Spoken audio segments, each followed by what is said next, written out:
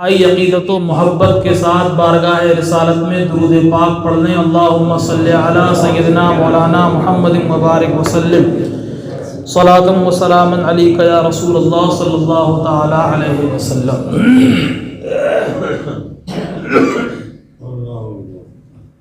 یہ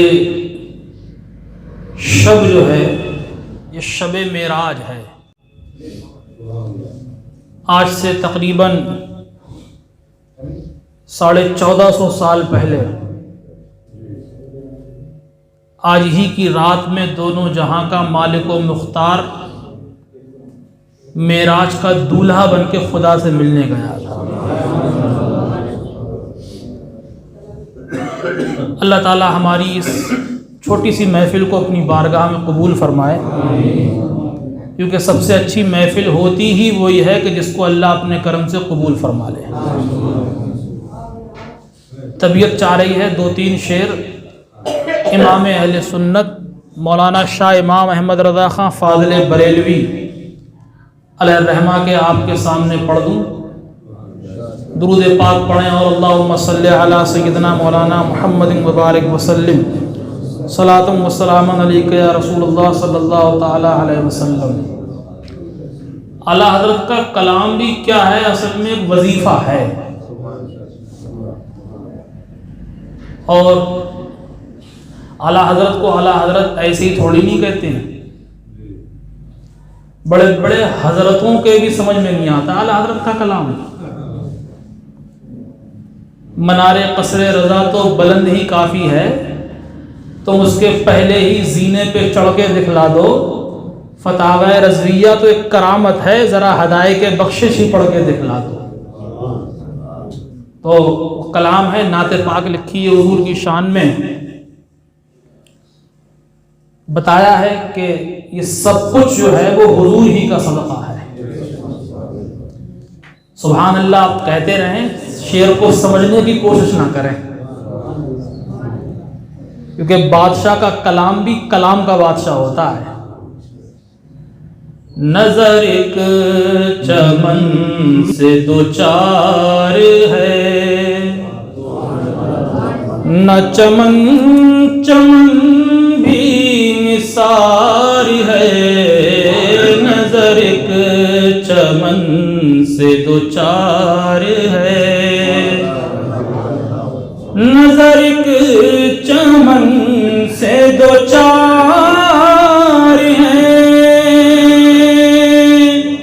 نہ چمن چمن بھی نثار ہے، عجب اس کے گل کی بہار ہے، عجب اس کے گل کی بہار ہے، کہ بہار بلبل زار ہے، عجب اس کے گل کی بہار ہے، کہ بہار بلبل زار ہے۔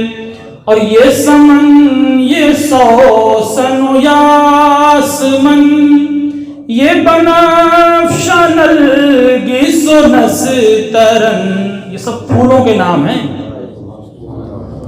یہ سمن یہ سوسن و یاسمن، یہ بنفشہ سنبل و نسترن، گل سرو و لالا بھرا چمن، سب اسی کے دم کی بہار ہے، گل سرو و لالا بھرا چمن، سب اسی کے دم کی بہار ہے، گل سرو و لالا بھرا چمن، سب اسی کے دم کی بہار ہے۔ کمال کہہ دیا اعلیٰ حضرت نے بھی۔ ہم سب نبی کو مانتے ہیں، ہم سب نبیوں کو مانتے ہیں، توہین کسی کی نہیں کرتے۔ ہم آدم سے لے کے عیسیٰ تک جتنے بھی نبی آئے ہیں ہم سب کو مانتے ہیں۔ تو فرماتے ہیں اعلیٰ حضرت، رسول و ملک پہ درود ہو، وہی جانے ان کے شمار کو، رسول و ملک پہ درود ہو، وہی جانے ان کے شمار کو، مگر ایک ایسا دکھا تو دو، مگر ایک ایسا دکھا تو دو، جو شفیع روز شمار ہے، مگر ایک ایسا دکھا تو دو، جو شفیع روز شمار ہے۔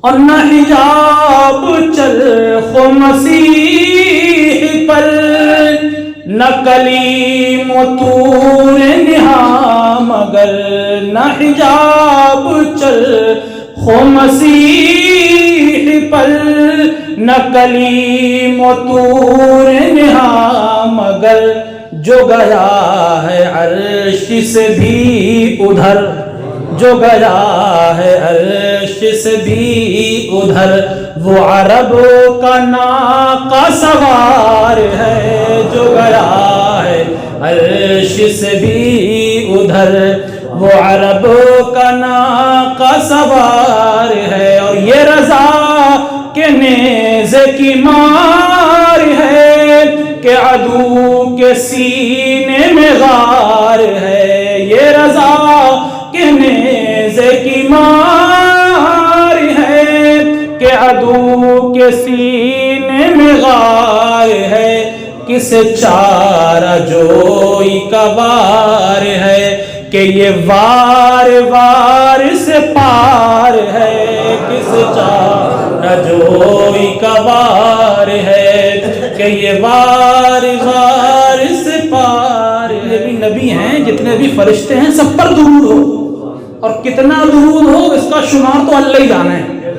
رسول و ملک پہ درود ہو، وہی جانے ان کے شمار کو، مگر ایک ایسا دکھا تو دو، مگر ایک ایسا دکھا تو دو، جو شفیع روز شمار ہے، مگر ایک ایسا دکھا تو دو۔ حشر کے میدان میں آدم سے لے کے عیسیٰ تک جتنے بھی نبی ہوں گے سب پریشان ہوں گے، سب کہیں گے کہ آج ہماری نہیں چلے گی۔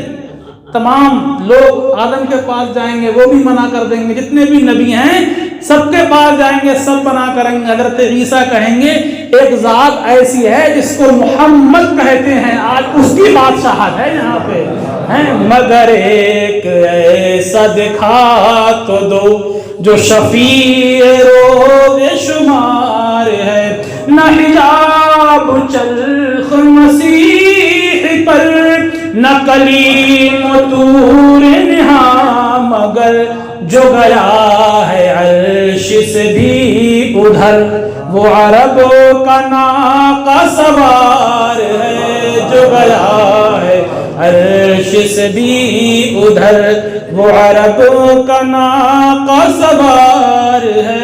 نظر ایک چمن سے دو چار ہے۔ درود پاک پڑھنے اللہم صلی علی سیدنا مولانا محمد مبارک وسلم، صلاۃ و سلام علیک یا رسول اللہ صلی اللہ تعالی علیہ وسلم۔ قرآن عظیم کی میں نے آپ کے سامنے آیت تلاوت کری، بڑی مشہور ہے، 15واں پارہ شروع ہے۔ فرمایا جاتا ہے سبحان الذی اسری بعبدہ لیلا من المسجد الحرام الی المسجد الاقصی، پاک ہے وہ ذات جو اپنے بندے کو لے گئی راتوں رات مسجد حرام سے مسجد اقصی کی طرف۔ پاک ہے وہ ذات جو اپنے بندے کو لے گئی راتوں رات، رات ہی میں سب کام ہو گیا، مسجد حرام سے مسجد اقصی تک۔ سبحان الذی اسری بعبدہ لیلا من المسجد الحرام الی المسجد الاقصی۔ کون سی مسجد اقصی؟ الذی بارکنا حولہ، اللہ فرماتا ہے کہ جس کے ارد گرد ہم نے برکتیں رکھی ہیں، لنریہ من آیاتنا، تاکہ ہم اپنی نشانیاں دکھائیں۔ انہ هو السمیع البصیر، بے شک وہ سننے والا ہے اور دیکھنے والا ہے۔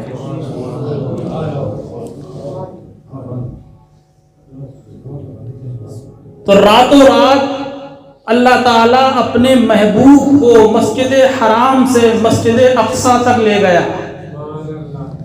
اعلان نبوت کا 11واں سال ہے، 27ویں شب ہے، رجب کا مہینہ ہے۔ اللہ کے نبی صلی اللہ تعالی علیہ وسلم عشاء کی نماز پڑھنے کے بعد خلاف معمول اپنے گھر کو چھوڑ کے اپنی چچا زاد بہن حضرت ام ہانی رضی اللہ تعالی عنہا کے گھر تشریف لے گئے۔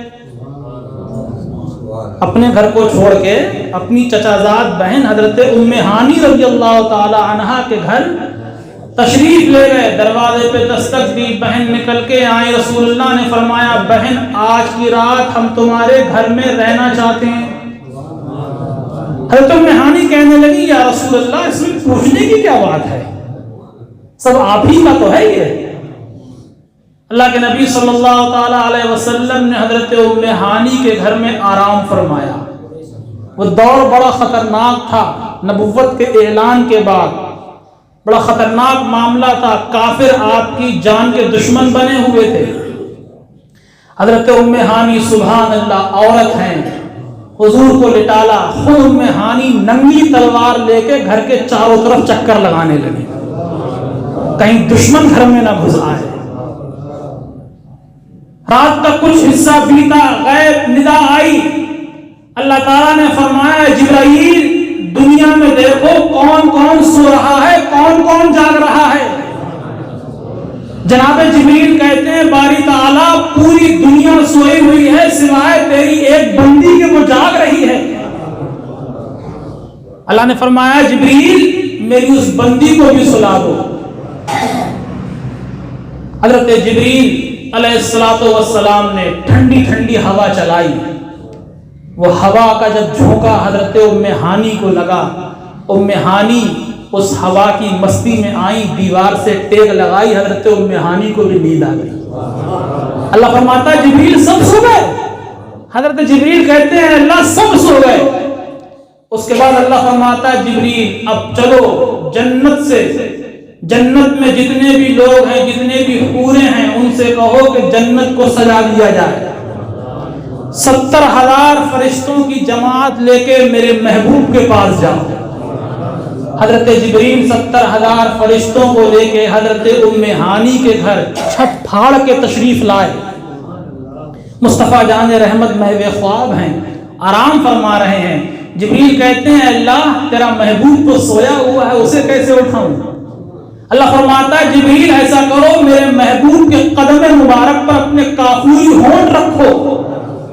حضرت جبریل نے اپنے کافوری ہونٹ اللہ کے نبی صلی اللہ تعالی علیہ وسلم کے قدم شریف پہ رکھے، سرکار کی آنکھیں کھلی۔ حضور نے فرمایا جبریل آج سے پہلے تم جب بھی آئے تو تم نے کبھی تو پاؤں نہیں چومے، آج کیوں چومے؟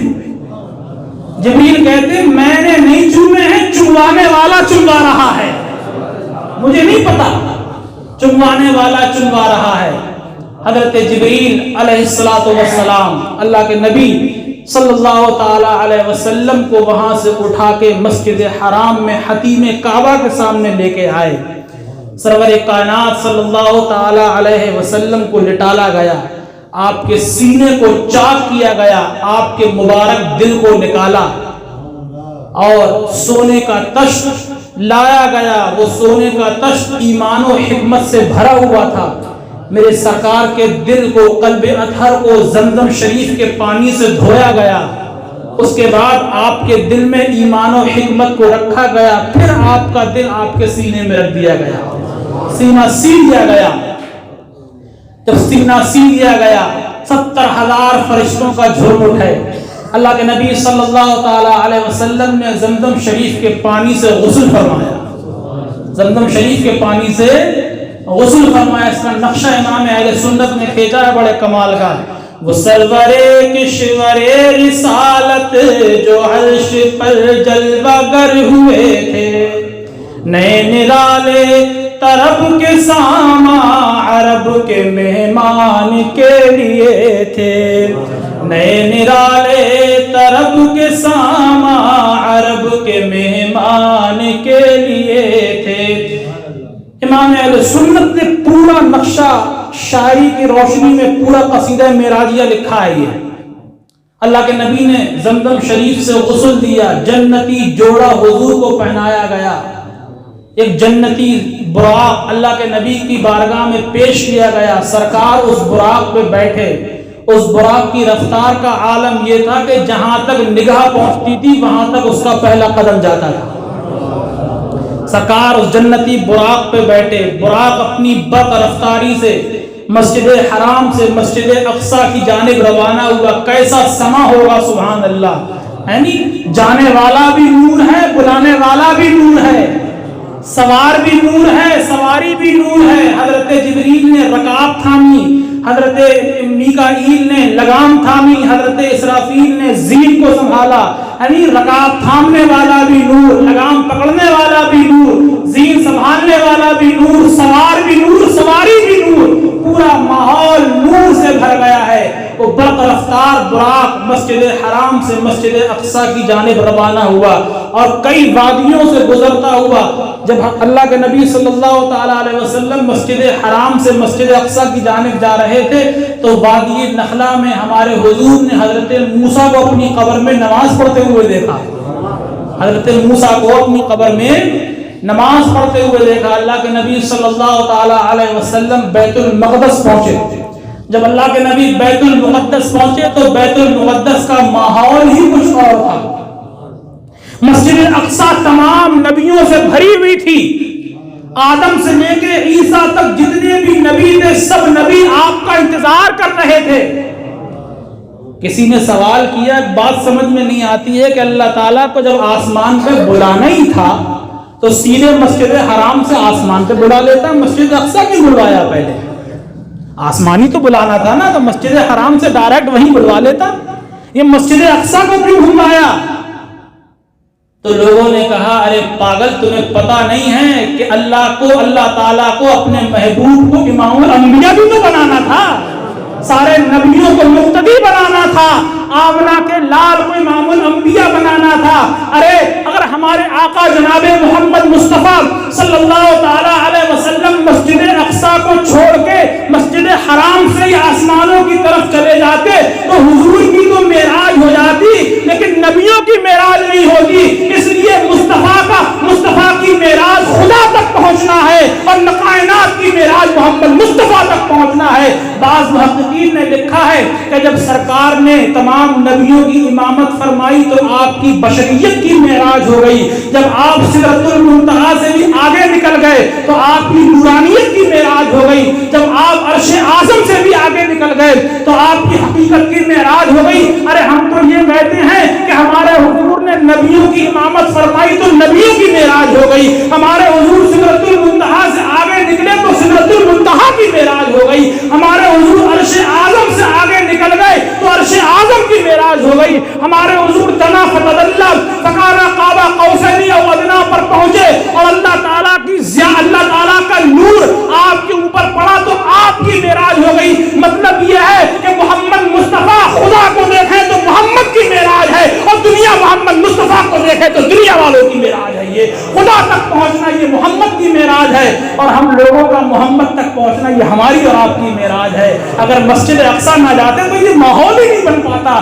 اللہ تعالیٰ تو اپنے حضور کو ویسے ہی وہیں سے بلا لیتا، بس اس میں حکمت تھی، راز یہ تھا کہ میرے محبوب کی بھی معراج ہو جائے، پوری دنیا کی بھی معراج ہو جائے۔ سرکار مسجد اقصی پہنچے، نماز پڑھائی، امامت فرمائی آپ نے، اس کے بعد تمام نبیوں نے خطاب فرمایا، جلسہ ہوا وہاں پہ باقاعدہ، بخاری شریف کی حدیث ہے، جلسہ ہوا، تمام نبیوں نے اپنے اپنے خطاب فرمائے، آخر میں حضور نے خطاب فرمایا، کہا تمام تعریفیں اللہ تعالیٰ کے لیے ہیں کہ اس نے مجھے نبی برحق بنا کر بھیجا ہے، مجھے رحمت للعالمین بنا کر بھیجا ہے، میری امت کو درمیانی امت بنایا ہے۔ حضور نے یہ تقریر فرمائی۔ جب وہاں کا جلسہ ختم ہوا اس کے بعد اللہ تبارک و تعالیٰ کی طرف روانہ ہوئے، آسمان کی سیر شروع کر دی۔ پہلے آسمان پر پہنچے، آواز آئی کون؟ جبریل نے کہا میں جبریل۔ پھر اندر سے آواز آئی کیا تمہارے ساتھ کوئی اور بھی ہے؟ حضرت جبریل نے کہا ہاں ہمارے ساتھ محمد ہیں۔ دروازہ کھولا گیا، پہلے آسمان میں اللہ کے نبی صلی اللہ تعالیٰ علیہ وسلم کی ملاقات حضرت آدم علیہ السلام سے ہوئی، وہاں کے حالات کو دیکھا۔ اس کے بعد آقا دوسرے آسمان پر پہنچے، وہاں پہ اللہ کے نبی صلی اللہ علیہ وسلم کی حضرت یحییٰ حضرت عیسیٰ علیہ السلام سے ملاقات ہوئی۔